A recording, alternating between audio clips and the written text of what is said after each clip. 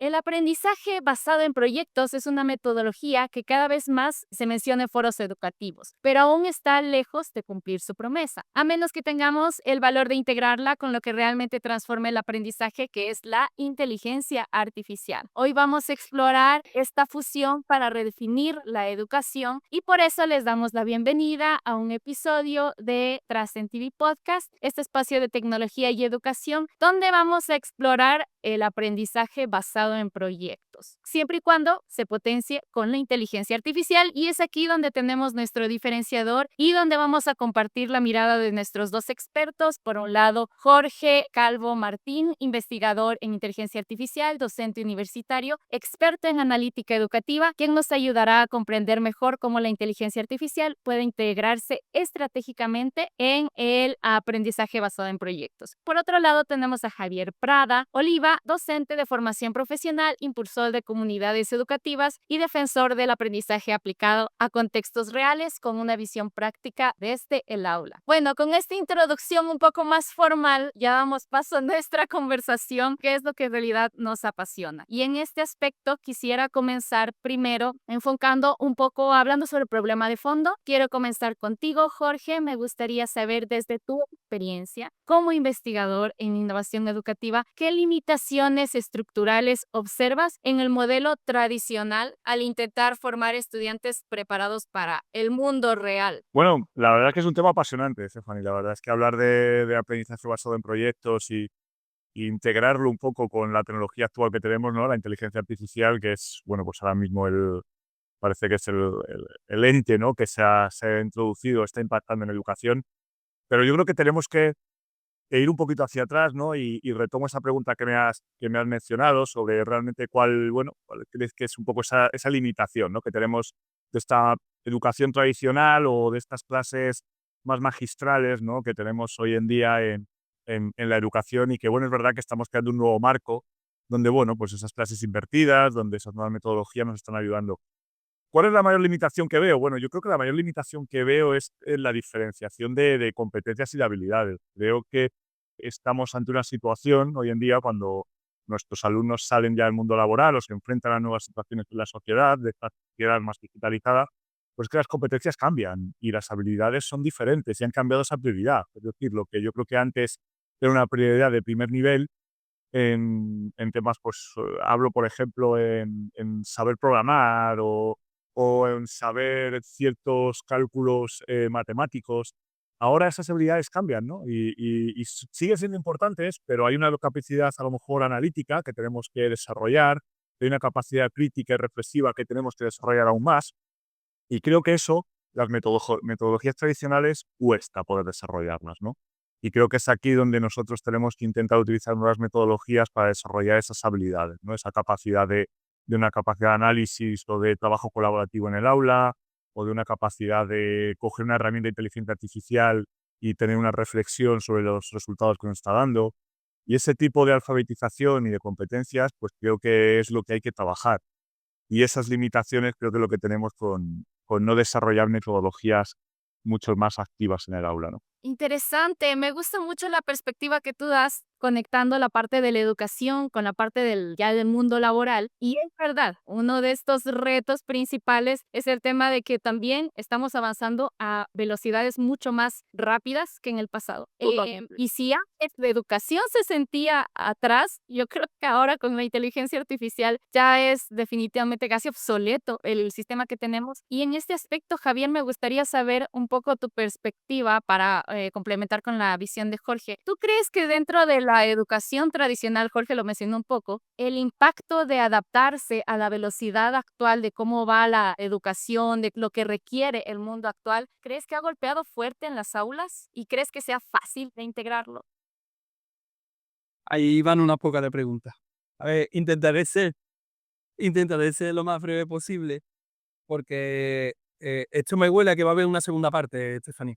A ver, os cuento, ¿vale? Voy a poner un poquito de contexto porque creo que lo ha comentado Jorge y es muy necesario. O sea, en los últimos 10 años, si tiramos un poco la vista atrás, los que estamos laborando, los que estamos en edad laboral y trabajando y demás, eh, ¿podéis pensar cuánto han cambiado las cosas? Y a continuación, y a continuación pensar, ¿cómo nos educaron? Sí, o sea, es bastante yo, de hecho, les puedo hablar aquí un poco de que ni siquiera existían los teléfonos celulares cuando yo estaba, o sea, en el colegio, entrando a la universidad. No, nada que ver los teléfonos celulares. Claro, era las enciclopedias de la época, ¿no? O el vecino que había pasado el curso antes. Sí, o no s y ese no sé, bueno, yo no estoy muy segura si es que en Europa o de pronto aquí en Latinoamérica, bueno, algo que no mencionamos es que, yo estoy en la parte de Ecuador y ustedes en la parte de España, entonces creo que también hay diferencias en los continentes, pero sí era bastante común, hace, como tú lo dices, hace 10 años, que no tengamos, ni siquiera, computadoras muchas veces en muchos lugares, ¿no? Mucho menos una computadora en cada hogar. Yo creo que eso era algo ya los que estudiaban informática lo tenían. Bueno, anécdota. A mí me compraron el primer ordenador porque precisamente entré en un curso de formación con 14 años. O sea, mi primer contacto con un ordenador fue con 14 años. Entonces, Cla al final esto te lleva a hacer muchas reflexiones porque, bueno, cada uno de nosotros tenemos nuestras vivencias, nuestras experiencias y demás, pero cuando nos ponemos delante de unos chavales y una chavala, la cosa cambia. La cosa se pone un poquito más seria. Porque como docente tenemos unas responsabilidades éticas y profesionales. Y me lo llevo directamente al core. Y el core es que, dependiendo evidentemente del nivel educativo donde nos encontremos, porque no es lo mismo lo que se puede trabajar con niños de infantil o de primaria, a lo que se trabaja con adultos en formación profesional o en carreras universitarias, posgrado. Pero sí que es verdad que dependiendo del nivel con el que tú trabajes, digamos que puedes ayudar a esas personas a mejorar unas habilidades u otras, ¿no? Entonces, en ese sentido, a mí me gusta mucho el ABP como una metodología activa por diferentes motivos. El primero es porque es muy práctico y es muy real y es muy la vida misma. Después porque permite poner en evidencia actitudes y determinados aspectos. Jorge, me gustaría aprovechar ahorita para que les des un poquito de introducción de qué es el ABP, o para quienes no lo entiendan, de pronto nos estén escuchando por primera vez. Claro, claro, Vale. perfecto. Sí, daremos un poquito de contexto, ¿no? En la metodología. Vale, sí, mira, bueno, a ver, el ADP es un aprendizaje basado en proyectos, no es una metodología activa. A mí me gusta hablar dentro del ABP en cuatro pilares principales, ¿no? Es un aprendizaje activo, continuo en el alumno, es decir, el alumno forma parte del centro de ese aprendizaje, es decir, tiene su agencia, como decimos aquí en España, ¿vale? La agencia es el protagonista del aprendizaje que está realizando. Y una parte muy importante que es la contextualización, ¿vale? El proyecto siempre está contextualizado y por lo tanto siempre va a saber muy bien en qué entorno real va a aplicar lo que está aprendiendo, ¿no? Por otra parte, tiene el aspecto de colaboración, ¿no? Que es el otro principal, el tercer pilar principal, porque trabajamos siempre de forma colaborativa, ¿no? Entonces, es uno de los pilares principales. Y por último, a mí me gusta introducir el pilar del pensamiento crítico, ¿no? Porque al final, cuando tú trabajas de forma colaborativa, tienes que llegar a consenso, tienes que llegar a deducciones, tienes que llegar a conclusiones y eso te permite tener un pensamiento crítico y reflexivo sobre el grupo en el que estás trabajando, ¿no? Entonces, si podemos definir, ¿vale? De una manera un poquito más pedagógica, ¿no? El aprendizaje basado en proyectos, yo lo vería así, ¿no? Como un aprendizaje que es activo, que tiene una gran fuente de contextualización, ¿vale? Que es colaborativo, lógicamente, y que finalmente lo que hace es que desarrollas también un pensamiento crítico y deductivo a nivel de, pues bueno, de conclusiones y deducciones que llegas a nivel del grupo. Entonces, bueno, ahí es un poco, habrá muchas deducciones, habrá muchas definiciones, Stephanie, pero bueno, yo creo que esta es un poco la que yo suelo mantener un poco en mi aula cuando trabajo así, ¿no? Intento mantener que estos cuatro pilares se mantengan y a partir de ahí se desarrolle en el alumno. ¿Puedo concretar? ¿Me dais un minuto solo para concretar un poquito más unas posibles etapas de un APP bien ejecutado? A ver qué os parece. Yo tengo apuntado por Sí, aquí Perfecto. Tengo apuntado por aquí, bueno, que se basa en cumplir una serie de etapas, siempre enfocado a un producto final o a un objetivo en concreto, ¿no? Tiene un punto de partida donde se suele proponer algún tipo de reto o temática sobre la que se trabaja, ¿no? Se crean equipos que pueden ser y se anima a que sean lo más diversos y complementarios posible. No te pongas con tu coleguita, sino ponte con la persona que crea que te va a complementar un poquito más. Se define y se aclara en concreto ese punto final sobre el que se va a trabajar en equipo. Ya empezamos con un poco la organización, ¿no? La organización de cómo nos vamos a dividir, qué roles vamos a tener, qué principales responsabilidades vamos a tener, y empieza el desarrollo. Es que cualquier persona que hayamos trabajado fuera, esto es cualquier arranque de cualquier proyecto, el que sea. Ya sea IA educativa, ya sea Transcend TV, ya sea lo que sea. O sea, es algo muy natural. Cuando ellos de forma natural pasan por esta experiencia, como que de forma natural son capaces de replicarla luego. Y creo que eso es muy importante. Después, más adelante en el capítulo, en el episodio, nos pararemos a ver cómo la IA entra potenciando cada una de estas partes, ¿no? Pero de momento sigo marcando los tiempos de la ABP, ¿no? Después tiene ese desarrollo del proyecto que hemos estado hablando. Al final se hace una serie de entregas intermedias con unos análisis, con unos feedback, unas presentaciones intermedias. Se acaba el proceso de producción, se acaba de terminar de desarrollar lo que sea. Se pone, o sea, el objetivo al final del ABP es que las personas adquieran esas habilidades comunicativas tan importantes a la hora de hacer cualquier rubro, y, y al final, además de exponer, tú entregas un material, te entregas algo, haces entrega de un entregable que es complejo, que ha sido montado y llevado a cabo de forma colaborativa, que ha sido puesto, que evidentemente es un prototipo, o sea, no en el tiempo que dura, que no lo hemos dicho, pero los ABP tienen un tiempo determinado, en ese tiempo lo que te dé tiempo, ¿vale?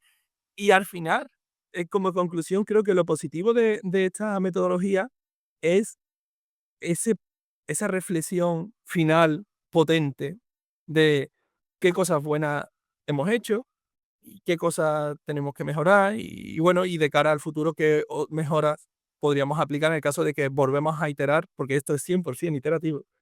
Y nada, esto era por un poco poner ese marco donde creo que en cada una de los ítems que os he comentado, la IA tiene mucho, mucho recorrido. Claro, tiene bastante potencial porque hemos encontrado un montón de herramientas actualmente que nos pueden servir para organizar, para delegar. El mismo ChatGPT puede ejercer solito para ayudarte en todas las funciones que acabas de mencionar. Y algo muy importante que quería resaltar de la estructura que nos acaban de dar tanto Jorge como Javier es que para quienes ya hemos trabajado en una organización es prácticamente lo que se hace en una organización para que salga adelante. Y creo que eso es lo que siempre ha hecho falta en la educación, un simulacro del mundo real. No sé cómo ustedes lo han sentido, cómo han experimentado esta falta durante el tiempo, o si es que no sé si es que les ha pasado que han tenido resistencia por parte a veces de las autoridades educativas. Esto es un poquito polémico, ¿no? Entro un poco en debate. Ahí, pe- ahí has abierto un buen melón, ¿eh? Un buen melón. Bueno, yo por mi experiencia siempre intento contextualizar en la vida real, ¿no? Yo llevo ya varios años trabajando en metodología del IB, es decir, en bachillerato internacional, y uno de los criterios que se trabajan muchas veces es, yo soy profesor de matemáticas en secundaria, uno de los criterios que se trabajan es la aplicabilidad de las matemáticas en entornos de situaciones reales, ¿no? Entonces, yo al final siempre lo llevo, ¿no? Lo llevo en mi mochila y intento contextualizar todo en situaciones reales y sobre todo desde perspectivas diferentes. Creo que trabajar la perspectiva con el alumno en clase es muy interesante porque vea los diferentes conceptos desde diferentes perspectivas, ¿no? Y eso al final lo consigues acercándolo a algo que él conoce, ¿no? Y algo que él conoce es la vida real, ¿no? No son los conjuntos de los números racionales ni el conjunto de las ecuaciones, ¿no? O de las soluciones generales, ¿no? Es decir, es algo que él pueda palpar y pueda llevarlo a una situación en la que él se sienta cómodo y él pueda tener una aplicabilidad, ¿no? Y es ahí donde coges la potencia del alumno, ¿no? Y creo que al final es donde nos tenemos que enfocar, ¿no? Porque, como bien decíais antes, la IA está potenciando todo lo que es más automatizado, ¿no? Lo que es más mecanizado, y tendremos que enfocarnos en otras habilidades que son más humanas. Entonces, al final, toda esa parte es la que tenemos que desarrollar, ¿no? Y quien está en la pantalla es la IA, y el que está en el mundo real, hoy por hoy, somos nosotros, ¿no? Entonces, todo lo que esté en la vida real es donde nosotros tenemos que potenciarlo, ¿no?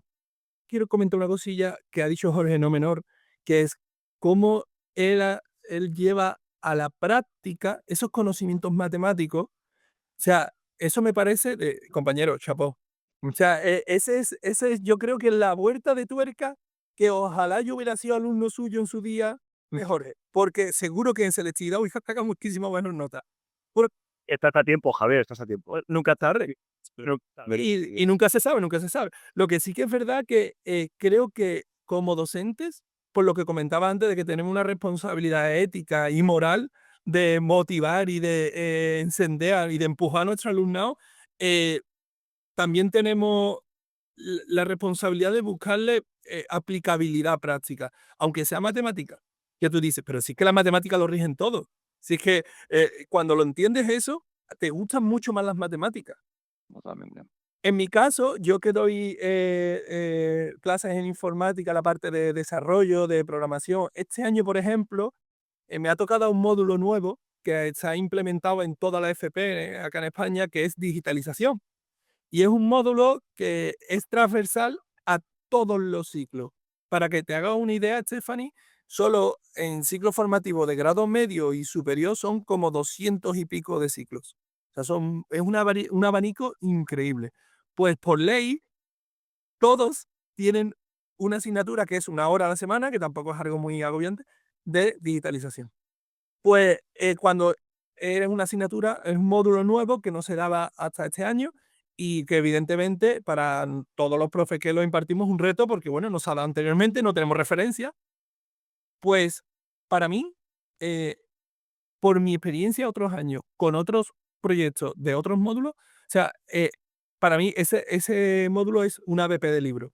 De hecho, el último resultado de aprendizaje es un proyecto de digitalización. O sea, el propio objetivo del módulo es acabas en proyecto.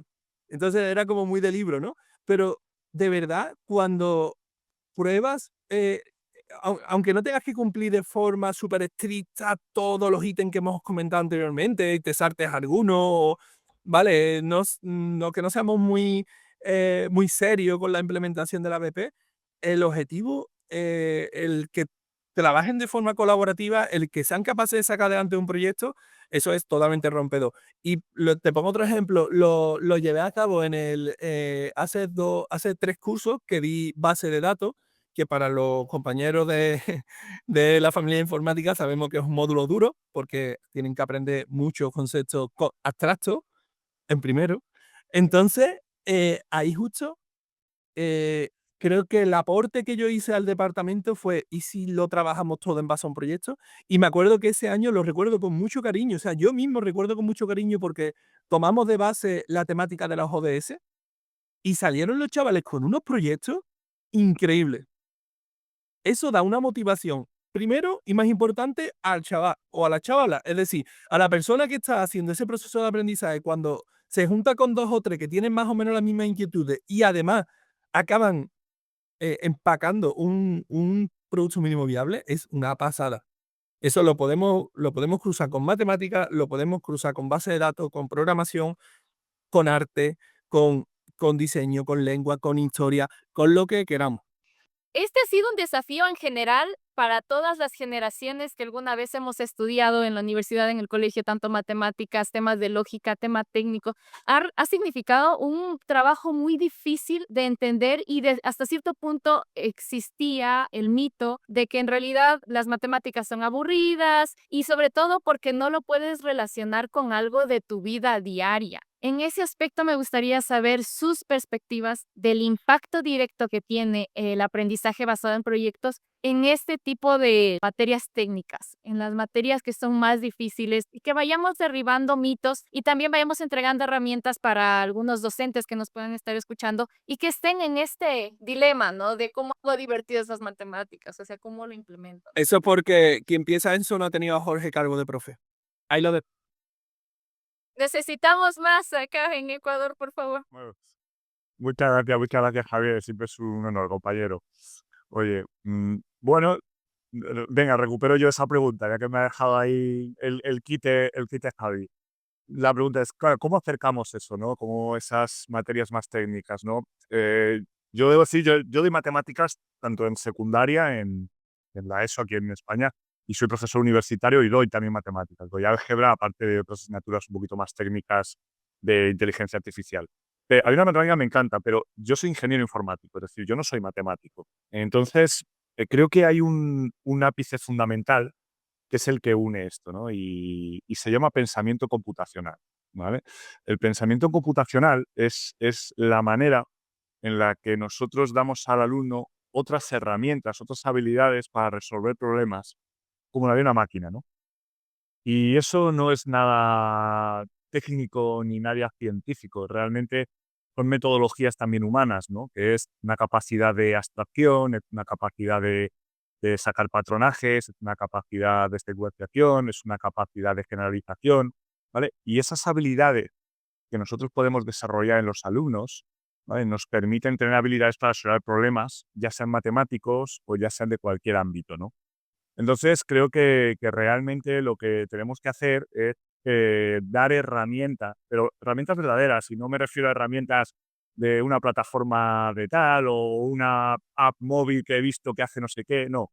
Herramientas metodológicas, herramientas pedagógicas, para que el alumno tenga esa capacidad de poder enfrentarse a problemas de la vida real resolviéndolo con las habilidades de su pensamiento científico, con las habilidades de su pensamiento matemático, con las habilidades de su pensamiento computacional. Y eso es lo que hace que nosotros podamos traspasar un poco la frontera de lo más teórico a lo más real, ¿no? Y creo que ese es el paso fundamental, ¿no?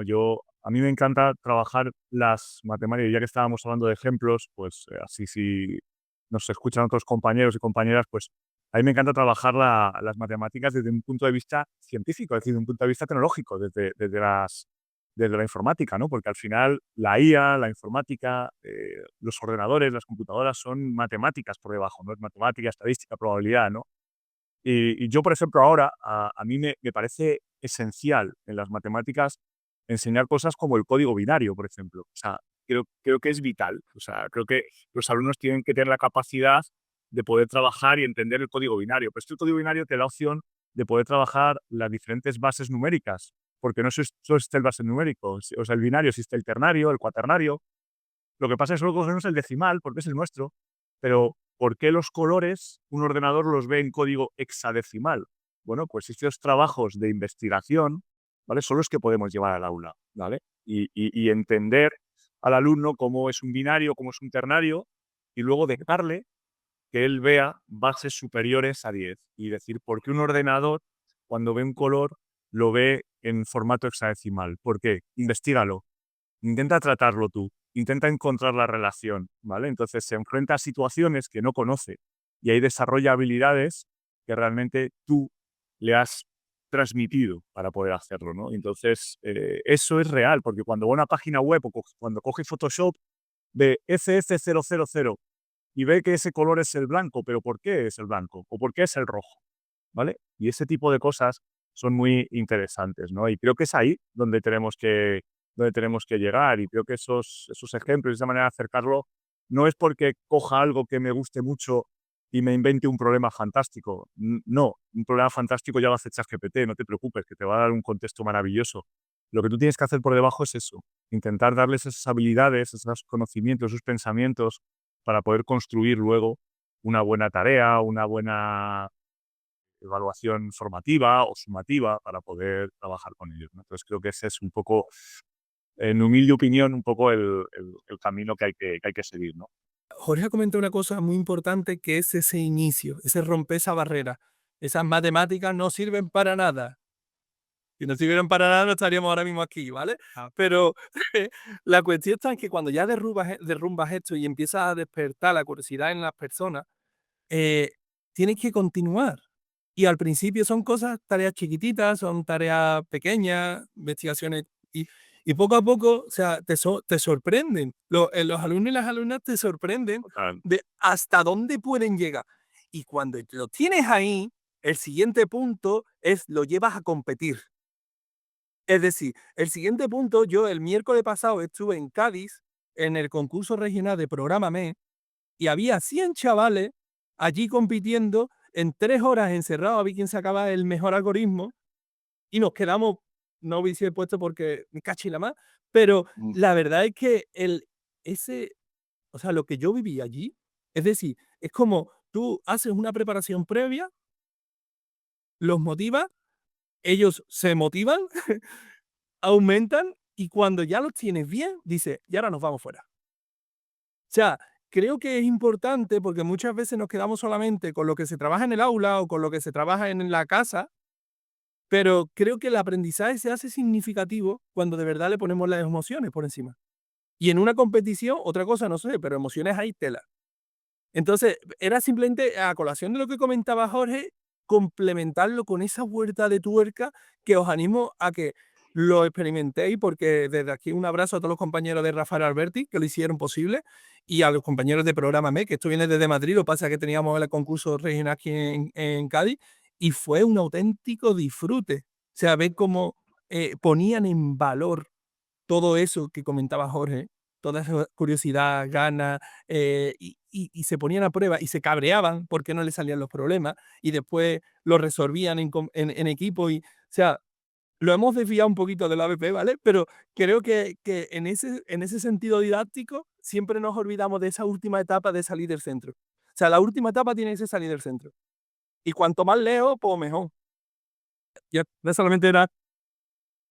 Y ahorita, bueno, me gustaría pasar hacia el tema de la inteligencia artificial, porque ya hemos hablado de qué es el ABP, sus partes, hemos hablado de ejemplos, pero vamos a la parte que está ahorita en auge, al que muchos, incluso docentes, le tienen miedo, no saben cómo implementarlo. A veces incluso también es abrumador con la cantidad de herramientas que tenemos, qué aplicamos, qué no aplicamos, qué sirve, qué no sirve, cómo pasar de lo superficial a en realidad un aprendizaje real. Bueno, en todo este aspecto, todo esto entra en el tema de la inteligencia artificial. Entonces aquí me gustaría comenzar contigo, Jorge, igual, ¿cuáles crees que son esas herramientas fundamentales que se pueden aplicar dentro del ABP? Bueno, aquí es un tema delicado, ¿no? Porque la inteligencia artificial es una disciplina muy, muy amplia, ¿no? Y es verdad que no, yo creo que en un principio no estaba pensada para la educación y realmente al final la hemos absorbido, ¿no? En la educación. Lo que hay que tener, o la visión que yo tengo sobre la inteligencia artificial, la inteligencia artificial, tal como la vemos en educación, es un potenciador, ¿no? Es decir, yo creo que lo que hace es potenciarnos a los humanos con las habilidades que ya tenemos, pues haciéndonos efectivamente más productivos. Creo que eso ya creo que lo tenemos todo bastante claro, es decir, somos capaces de hacer más cosas en menos tiempo, ¿vale? Y eso está evidente. Pero aquí hay que tener creo que dos pilares fundamentales o dos ideas fundamentales en la cabeza. Uno, es potenciador de algo que tú ya conoces o que tú eres especialista. Es decir, si tú no sabes de lo que estás hablando, la IA no te va a potenciar nada. Es decir, la IA no hace magia. Es decir, o ChatGPT o Gemini o Claude, ¿no? Los modelos LLM, que son los modelos como más conocidos que más usamos, ¿no? Que crean más audiencia, ¿no? No va a potenciar nada. O sea, si tú le hablas de una asignatura o le hablas de un contexto en el que tú no entiendes y la ves de una manera muy superficial, la IA no te va a saber profundizar hasta el nivel que tú quieres. Eres tú el que tienes que potenciar lo que ya conoces para poder conseguir o llegar a niveles mucho más altos a través de la IA. Eso es primordial. Entonces, el que sabe va a saber más con la IA. El que no sabe no va a saber nada más con la IA. ¿Vale? Y eso creo que es importante tenerlo claro, ¿no? Y luego creo bueno, que al final no es cuestión de tener gran cantidad de herramientas, sino creo que hay que enfocarse en que no es que seamos productivos, hay que ser eficientes en el aprendizaje. O sea, no por sacar cada vez más cosas o hacer cosas más rápido o hacer cosas de una manera incluso más personalizada, y fíjate lo que te digo, Stephanie, no somos mejores profesores. No, o sea, realmente a veces tenemos que parar un momento y poder evaluarnos y decir, ¿realmente lo que estoy haciendo está produciéndose el aprendizaje con mi alumno? O por mucho que demande más tareas o más bonitas o él trabaje más rápido, está aprendiendo más.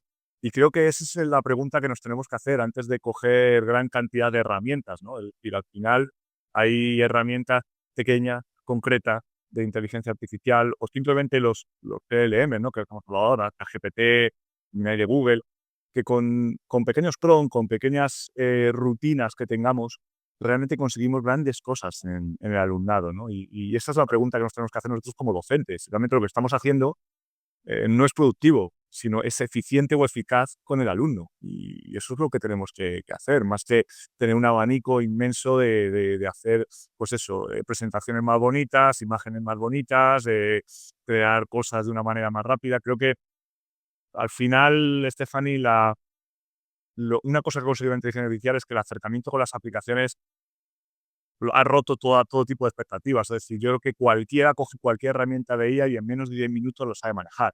O sea, creo que ha perdido el sentido el formar en herramientas de inteligencia artificial. Creo que eso ya pasó. O sea, ahora lo que tenemos que enfocarnos es en la capa de abajo, ¿no? Y es decir, bueno, realmente, mira, te voy a enseñar algo que sé por evidencias, sé por estudios, sé por lo que yo he probado, por mi experiencia, que esto funciona. Y esto es así, así y así.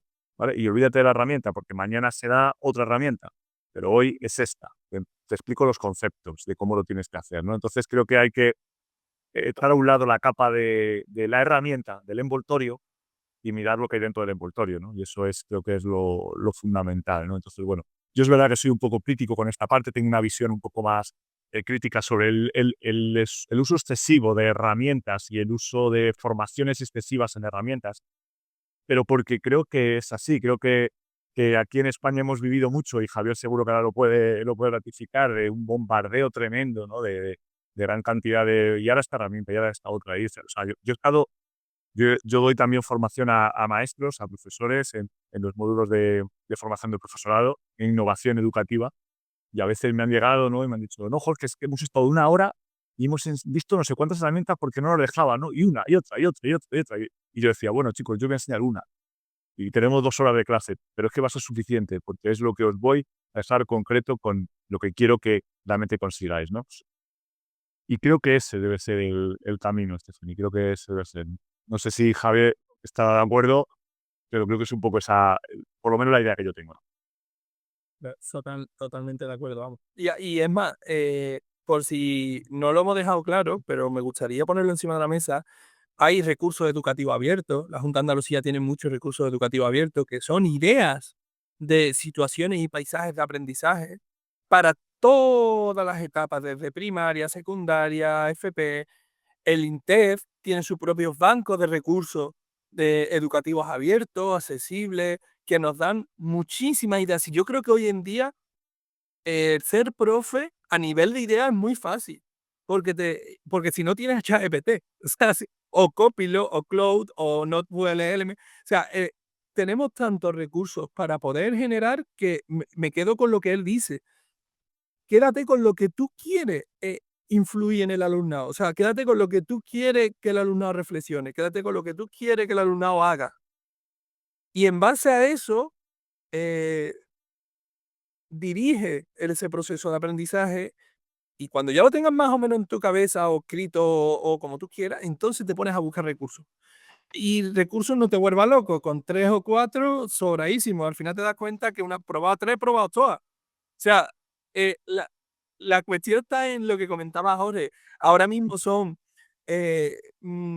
herramientas que están muy en boga, que sí, que salen nuevas versiones, que sale ahora ChatGPT hace poco salió lo de la generación de infografía y cosas muy chulas y cómics y está muy bien, sí, y lo que nos queda por salir. O sea, lo que no nos podemos es vivir con una ansiedad continua de tengo que aprobar todas, absolutamente todas, porque te digo yo que no te da tiempo. Entonces, nada, centrado de lo importante que, como bien comenta Jorge, es el contenido y el envoltorio por el que más os guste. O básicamente, si queréis pagar o podéis pagar, por el que os apetezca pagar. Y si no, pues hay opciones libres. O sea, si al final es lo bonito un poco de esto, que podemos elegir para dónde tirar a nivel de IA. Y hay una situación muy cotidiana que se da, yo creo aquí, al menos en muchas de las aulas, y es que siempre está el típico estudiante responsable que se carga toda la presentación, la investigación, y el resto simplemente van a repetir sus partes. ¿El ABP puede romper con esto no lo rompe o sí puede romper con esto, ¿cómo lo hacemos? ¿Cómo lo dirigen ustedes? ¿Qué ideas tendrían en ese aspecto y cómo puede ayudarnos esta metodología, ¿no? Sí, bueno, entonces Jorge seguro que también tendrá muchos casos. Aquí el problema de los trabajos en grupo siempre es ese, el grupo. O sea, el cómo, porque en todos los grupos pues, hay diferentes niveles de compromiso, en todos los grupos hay diferentes habilidades, eh, y es difícil, yo no creo que haya una fórmula mágica, magistral, no sé que Jorge la tenga por ahí escondida. No, entiendo que esto es mucho prueba y error, Stephanie. Yo entiendo también que hay una parte importante de intuición como profe. Creo que tiene que haber un proceso previo de conocimiento del alumnado. No vale del tirón, a no ser que sea un hackathon en el que tú directamente te pones a trabajar y lo que te toca te adapta. Pero si es un curso, un hackathon, entiéndese como un proyecto más cortito en el tiempo, ¿no? Eh, Tienes la oportunidad de conocerlos antes. De hecho, yo siempre intento hacer algunas iteraciones previas, ver cómo incluso se interacciona, no ponerlo incluso en el primer trimestre, esperar segundo trimestre, porque creo que así tengo más información para poder precisamente eso, orientar sobre qué grupos pueden ser mejores que otros, cuál podemos sacar más potencialidad a uno. Aún así, eso tampoco garantiza nada. Los grupos se hacen y bueno, como en todos los grupos, ¿no? Hay enlaces, hay roces, hay más química, menos química, hay más profesionalidad, menos profesionalidad. Pero esa es un poco mi experiencia. Al final es valentonarse, o sea, hacerlo, porque es la única manera de aprender. Y cuando lo hayas hecho 3 o 4 veces, te darás cuenta de que el gallito con el gallito juntos no porque te la lían. Entonces mejor separarlo y que cada uno la líen de forma individual y cosas así. Pero bueno, eso es más cosa didáctica. Ahí realmente la IA aplica luego. O sea, la IA aplica cuando ya estamos formar grupo y esa es una parte en la que sí podría entrar la IA más adelante. Yo creo que Jorge, al ritmo que se están recogiendo los análisis, y a esa combinatoria no la veo que sea muy compleja y que dentro de poco tengamos soluciones que nos permiten crear grupos óptimos. Pero entre que llega y no, lo que nos queda es tener nuestra intuición. Sí, a ver, o sea, es importante, ¿no? El tema de los grupos es vital, es uno de los grandes retos a los que nos enfrentamos los docentes, sobre todo cuando trabajamos en este tipo de metodologías, ¿no? Y sobre todo en diferentes etapas. No es lo mismo hacer un grupo en un grupo de secundaria que hacerlo en un grupo de formación profesional, como hace Javier, o en universitario, ¿no? Yo en secundaria es verdad que cuesta, ¿no? Porque es verdad que te encuentras a veces poca homogeneidad, entonces pues es difícil.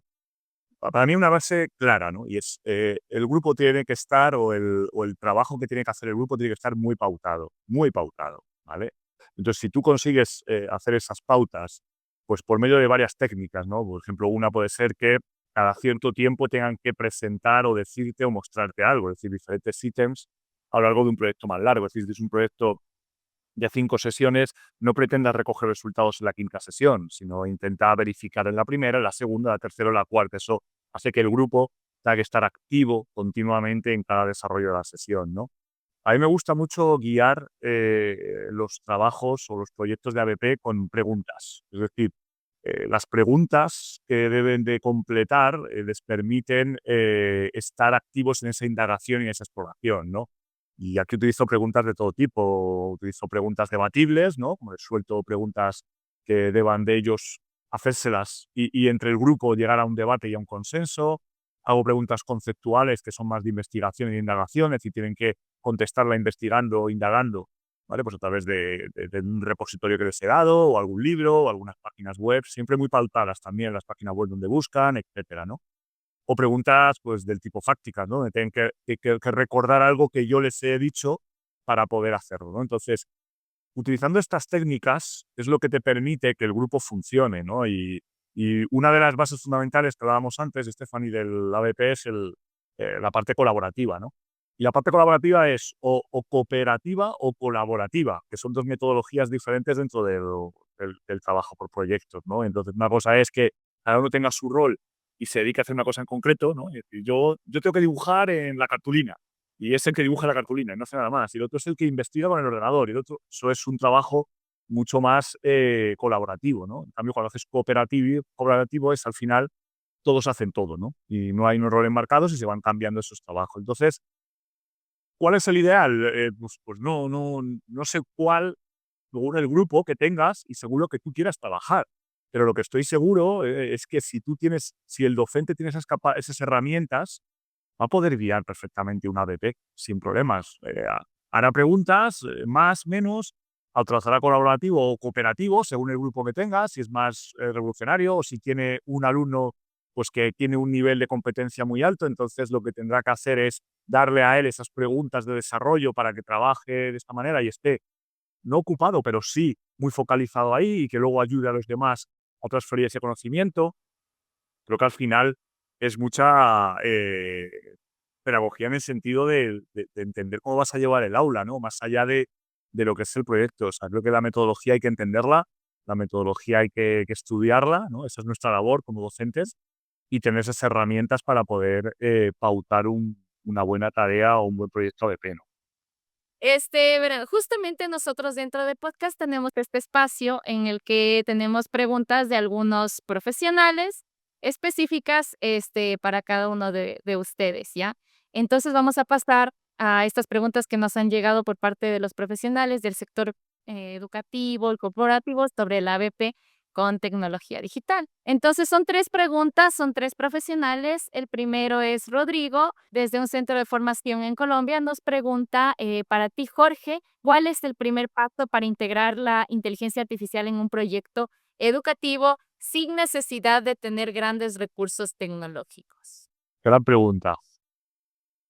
Bueno, a ver, recojo un poco la pregunta, me imagino que será un poco, aquí tenemos como dos vertientes, ¿no? Por un lado es el concepto de si queremos integrarla desde un punto de vista más de proyecto de centro, es decir, no tanto desde el punto de vista educativo de aula, sino pues un proyecto en el que nos permita, por ejemplo, pues mejorar experiencias en los departamentos, por ejemplo, ¿no? Que nos permita tener una visión mucho más 360, ¿no? Mucho más objetiva del alumnado, ¿no? Con proyectos de analítica de datos, por ejemplo, proyectos de análisis, ¿no? Eso es súper interesante. Y parece que desarrollar la cultura del dato en el colegio. Eso es vital. Es decir, tenemos que formar tanto a la dirección como a los jefes de departamento en el dato. Es decir, un colegio genera gran cantidad de información. El problema es que luego no sabemos leerla ni sabemos administrarla, ¿vale? Entonces, si pudiésemos recoger toda esa información, pues pudiésemos trabajar, por ejemplo, con la información ya no solo académica, sino, por ejemplo, el gran trabajo que hacen los departamentos de orientación, los grandes trabajos que hacen, por ejemplo, en otros tipos de departamentos, ¿no? Las extraescolares, por ejemplo. Si pudiésemos cotejar toda esa información, tendríamos una perspectiva mucho mayor del alumno. Y cuando nosotros vamos a un claustro y tomamos una decisión sobre un alumno, no la tomamos simplemente porque haya suspendido matemáticas.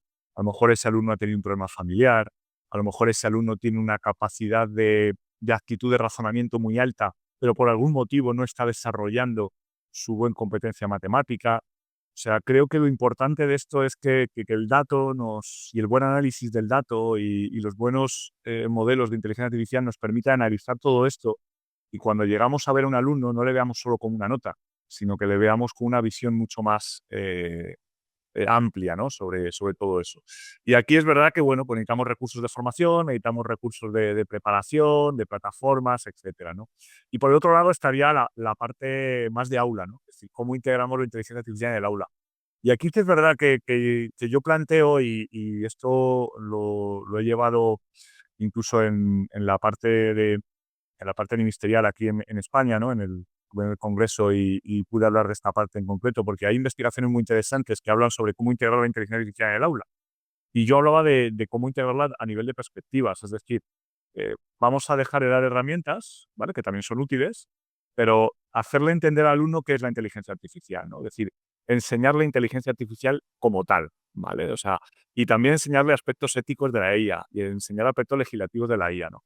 Y yo hablaba de perspectivas, y voy a recuperar esa palabra que hemos hablado antes, y decirle, oye, realmente al final el alumno tiene que entender dónde hay inteligencia artificial. Es decir, porque a veces no nos hacemos esa pregunta, ¿no? Es decir, que vea un dispositivo o que vea una tecnología y diga, mira, aquí hay inteligencia artificial por estas razones, ¿no?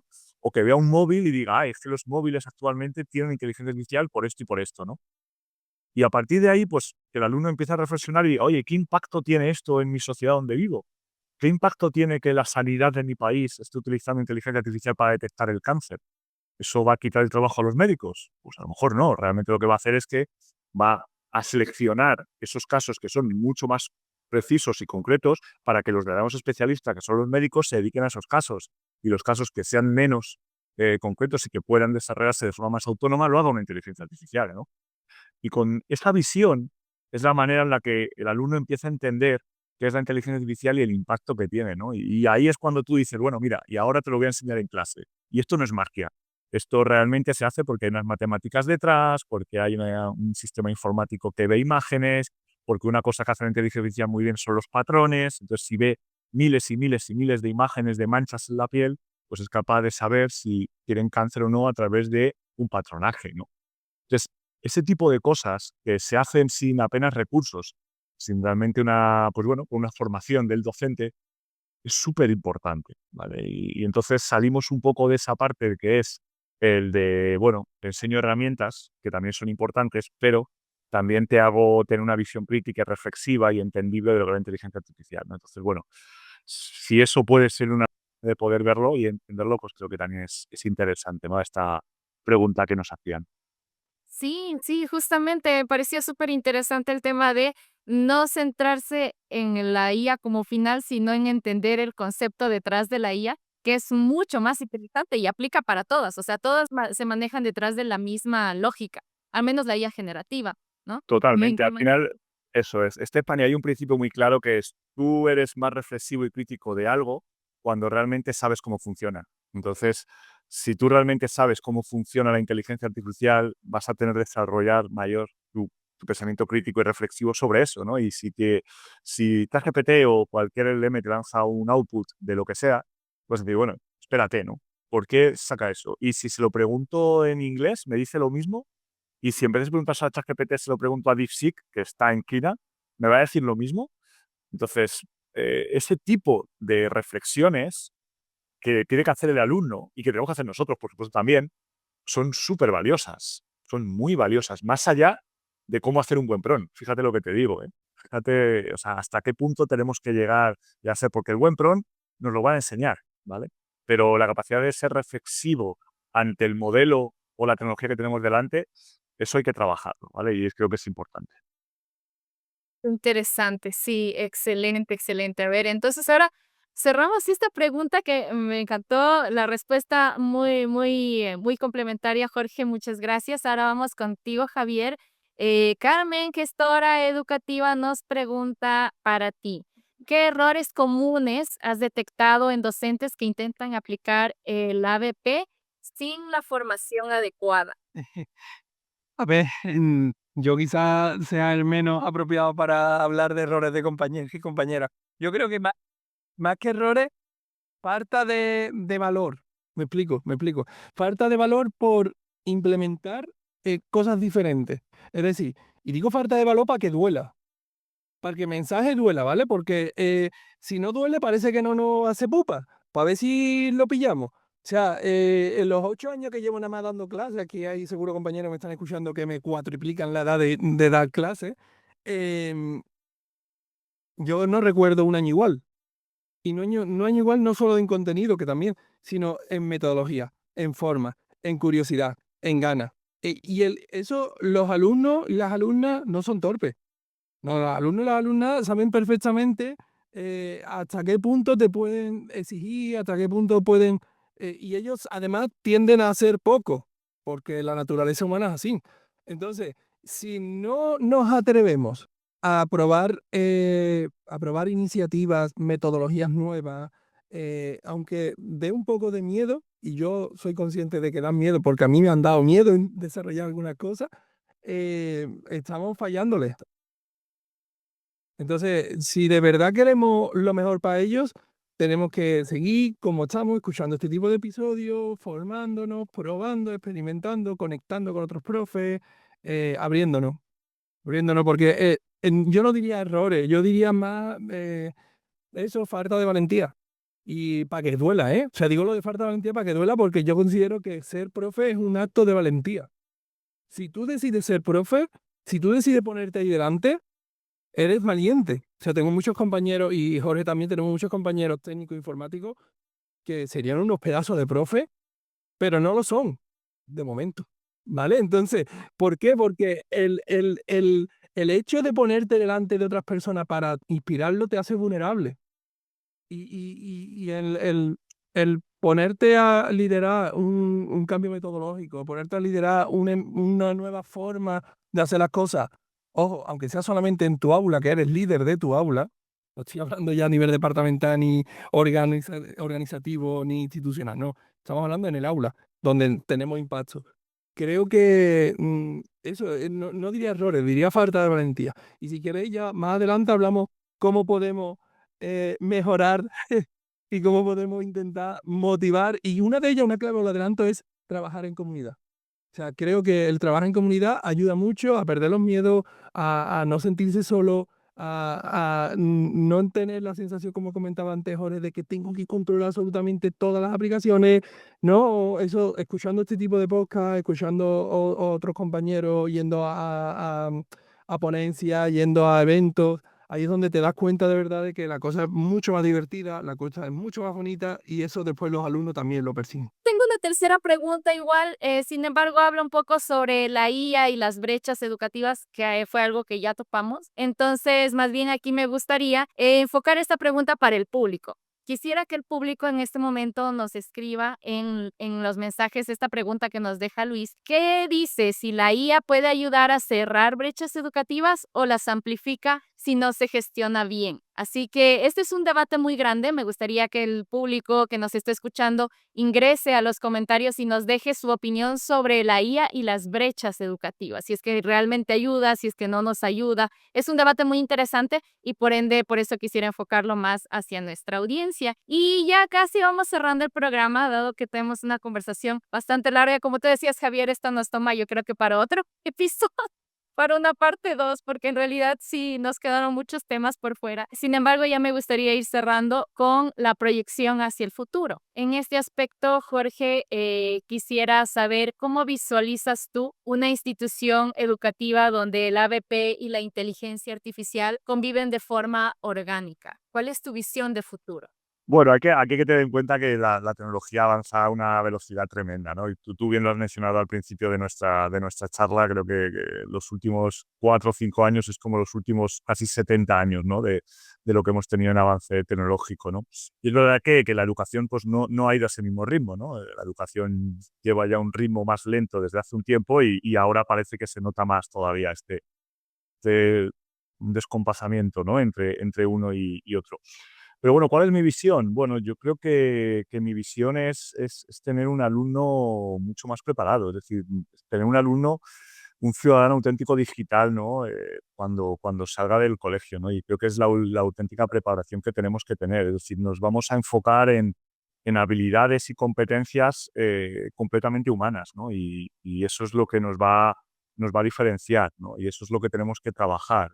Pues al final, creo que lo más importante de aquí a unos años va a saber dónde está nuestro sitio, ¿no? Como humano, porque la IA, a diferencia de otras tecnologías, se acerca mucho a una parte cognitiva humana, ¿no? Y nos coge muchas cosas que hacemos nosotros, ¿no? Ya hemos hablado muchas veces, o yo he podido hablar en muchos congresos sobre la creatividad artificial, sobre la manera en la que la dependencia que tenemos muchas veces de ella, la cultura del esfuerzo, que ha dicho también Javier, lo ha mencionado antes.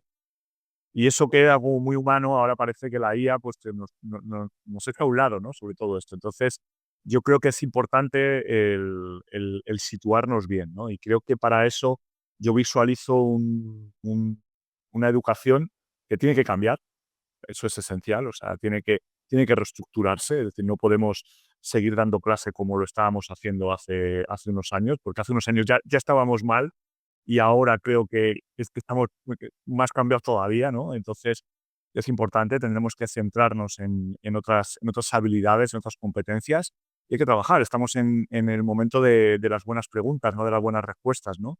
Y creo que ahí es donde tenemos que trabajar. Entonces, tenemos que cambiar. Yo veo una educación mucho más cambiante, una educación muy centrada en el alumno, es decir, muy, muy centrada en el alumno, no en el docente, sino en el alumno. Ahí es donde veo yo realmente un alumno muy protagonista de lo que hace, muy protagonista de su aprendizaje y realmente un docente muy mentor.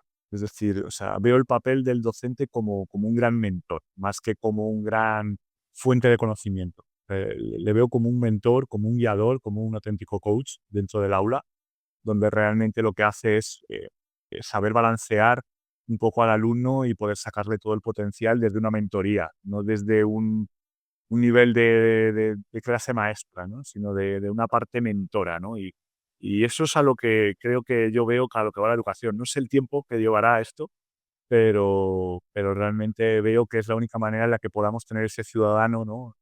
Dentro de unos años que cuando salga ahí fuera tenga realmente y tenga esas realmente habilidades para poder enfrentarse a un mundo digital, con inteligencia artificial o con otro tipo de tecnologías que realmente le potencien, ¿no? No que le dejen a un lado, sino que le potencien, ¿no? Y esa es un poco mi visión, ¿no? Mi expectativa. Fanny, una de las cosas que me gusta de lo que hacemos, de los podcasts y de los episodios que grabamos y demás, es poder compartir estos ratitos con gente como Jorge.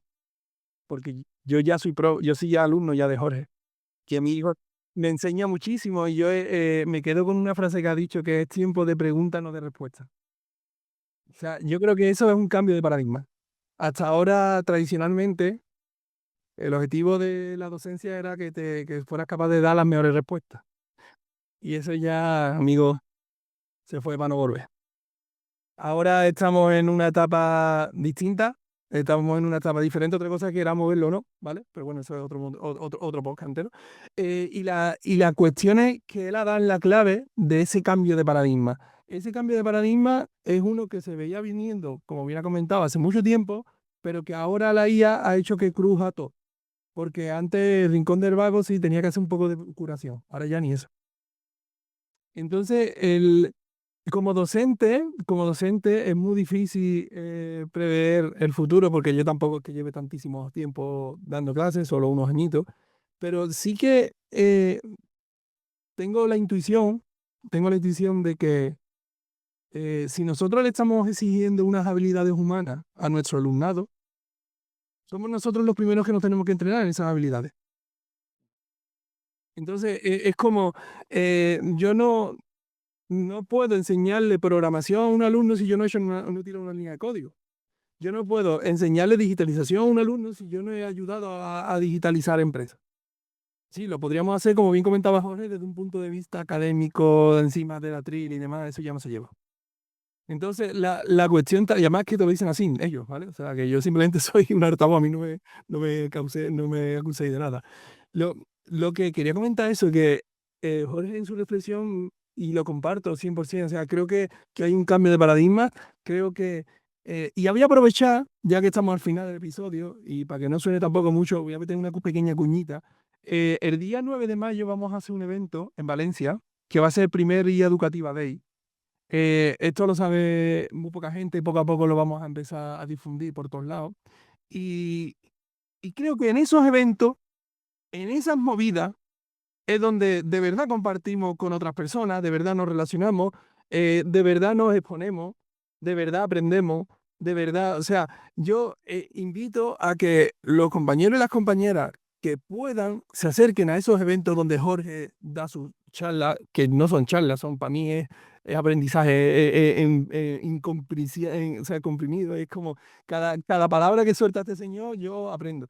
Y eso es de verdad, creo que el futuro, no sé cómo va a ser, lo vamos a hacer entre todos y yo espero que tengamos las habilidades suficientes o al menos las mínimas que le pedimos a nuestro alumno. Ya está, esa es mi reflexión.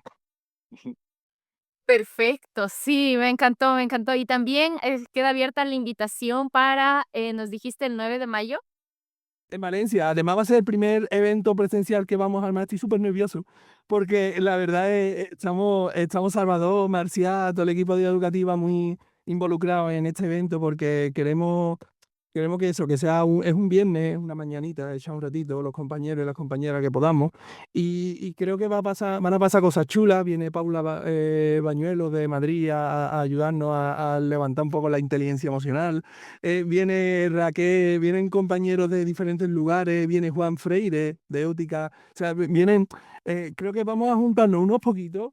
Y de verdad, ya digo, esto es porque me toca a mí de cerca, lo estoy moviendo, pero cualquier evento que tengáis cerca, acercaros. O sea, vaya a disfrutar, vaya a aprender, vaya a tener experiencia significativa y si podéis ir con vuestros alumnos.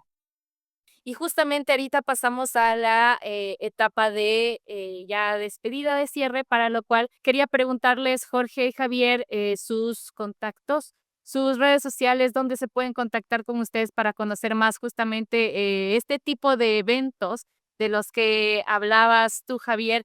Se promueven constantemente en las redes sociales, pero las personas no tienen muchas veces el acercamiento a las fuentes correctas. Así que en ese aspecto me gustaría preguntarles, Jorge, ¿dónde te pueden encontrar para conectar con tus investigaciones, con tus propuestas?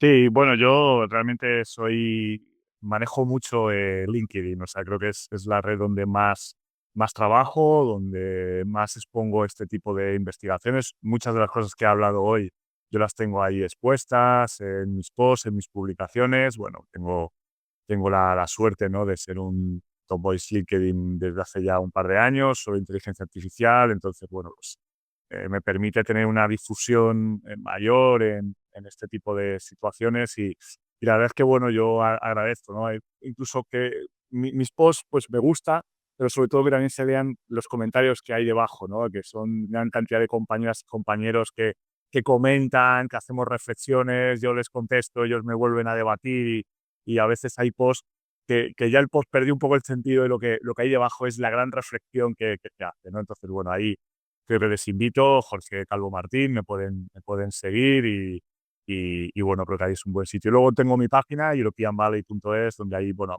hago difusión de IA, donde pueden ver mis artículos un poco más desarrollados, mis propuestas de proyecto que hago, mis entrevistas, ¿no? Y bueno, pues ahí me pueden encontrar y tal. Y bueno, yo quiero acabar simplemente también resaltando y agradeciendo vuestro trabajo porque conozco a Javier ya desde hace un tiempo y quiero resaltar el trabajo que hace IA Educativa, de verdad, sin ningún tipo de ánimo de ningún lucro ni nada. Y ellos son profes como yo, son compañeros que dedican su tiempo libre a hacer discusión, a acompañar a profesores, a acercarles cosas de tecnología y eso tiene un valor incalculable, ¿no? Porque es su tiempo, es su familia, es tiempo que están dedicados. Javier ahí con sus niños, menos de un lado para otro y quiere estar aquí compartiendo tiempo y eso hay que valorarlo, de verdad. Tiene un valor incalculable, Salvador y todos los compis con los que yo he podido estar, compartir cosas, de verdad que son maravillosos. Y Estefanía, por lo mismo, ¿no? El trabajo que hacéis de estar aquí, de juntarnos, de pasar un ratito, de luego compartirlo, de la discusión. Yo es verdad que, bueno, a veces me muevo mucho en otros ámbitos más académicos y tal, y me encantaría dejar más tiempo para poderme crear mi propio podcast, pero ya no me da la vida para más. Pero cuando Y Jorge, nunca se sabe. nunca se sabe, nunca se sabe. Pero a mí me encanta, siempre que de verdad que tenga tiempo, me encanta colaborar con compañeros como vosotros, porque al final es el tiempo que enriquecemos, ¿no? Y esto, no quería irme sin de verdad daros también las gracias por esto, de verdad. Para la gente que sepan que tú vas a estar, tu perfil y tanto el perfil de Javier de LinkedIn están linkeados aquí en la página de LinkedIn donde estamos transmitiendo también en este momento en simultáneo. Están etiquetados, así que pueden ir directamente y pinchar en esa parte. Y de ahí dejaremos los enlaces de sus perfiles en la descripción del video en nuestro canal de YouTube. También como tu página web, Jorge, para que puedan ingresar porque me parece estupendo que dediques el tiempo a escribir tus artículos y definitivamente me imagino que son de mucho valor, pero sobre todo actualizados. Entonces, ya teniendo igual aquí, conociéndote, conociendo lo que sabes, también la gente puede ingresar allá y leer tus artículos, ¿no? Que deben ser muy interesantes también. Esos trabajos los tendrán ahí. Vamos ahora contigo, Javier. Tus contactos igual, si es que tienes una página web o un correo. Sí, yo veis I4, ¿vale? Y lo tenéis que seguir sí o sí, ¿vale? Son súper importantes que lo sigáis. El primero de ellos es Jorge Martín, Jorge Calvo Martín, que es nuestro compañero. Lo tenéis que seguir porque de verdad lo que este hombre escribe en LinkedIn no me extraña en absoluto que le hayan hecho Top Voice. O sea, yo también hubiera hecho Top Voice. Es una pasada, de verdad, es una manera de traer a tierra conceptos súper complejos, lo comparte, lo dinamizamos, evidentemente nuestra comunidad está ahí a tope con él, y Jorge Calvo Martín, perdón, es seguirlo. Después a Stephanie, por supuesto, ¿vale? O sea, y todo el movimiento de Transcend TV en YouTube, por favor, de verdad, hay material conversaciones súper profundas. El año pasado empezaron súper fuerte y creo que los ponentes que estáis llevando al espacio son top, o sea, de verdad top. Antonio, Yolanda, Emanuel, un montón de gente súper buena. Echarle un vistacito. Esos dos, seguro, ¿vale? Después tengo otros dos, que bueno, si os apetece seguirlo, pues voy. Uno de ellos es guía educativa, ¿vale? O sea, esto creo que es interesante hacer comunidad y creo que es interesante que nos apoyemos y que nos juntemos, como bien decía Jorge, sin ningún tipo de interés más que la generosidad de compartir y ya está, y que esto llegue hasta donde tenga que llegar. Y ojalá, y estaremos nosotros ahí para disfrutarlo. Y, y otro cuarto, que esto es una cosita interna mía, pero no es mía, es de muchos compañeros y compañeras, que es Competencia Digital Cero, que es un voluntariado que tuve el honor y la gran suerte de acompañar a Antonio Bresán, a Heriberto, a Luis Dávila y muchísimos compañeros y compañeras que yo creo que eso ya pasó hace y creo que está ahí siendo un movimiento. El momento está parado, pero nunca se sabe. ¿Sabes? Tú has dicho referencias que pueden activar, en cualquier momento se puede activar y la liamos mucho post pandemia y creo que se merece también tenerlo cerquita. Entonces, esos son los 4 referencias. Jorge Carbo Martín, Stephanie Contrasen TV, y educativa y competencia digital cero. Excelente, gracias Javier. Igual todos los enlaces que nos están compartiendo ahorita, Javier, Jorge, los van a encontrar en la descripción de esta entrevista en nuestro canal de YouTube. Así que muchísimas gracias, gracias Javier, gracias Jorge. La conclusión que sacamos de este episodio sobre el aprendizaje basado en proyectos es que es una metodología poderosísima. Pero solo cuando se conecta con la realidad y con las herramientas que definen el presente como la inteligencia artificial. Hoy aprendimos que no se trata solo de hacer proyectos, sino se trata de involucrarse y hacerlos bien, incluso con pocas herramientas, no es necesario adquirir muchas. Y también entender que enseñar es una forma de diseñar experiencias que transforman vidas. Con eso me despido. Muchísimas gracias, Javier. Muchísimas gracias, Jorge. Nos vemos en el próximo episodio. Hasta pronto con todos. Chao, gracias.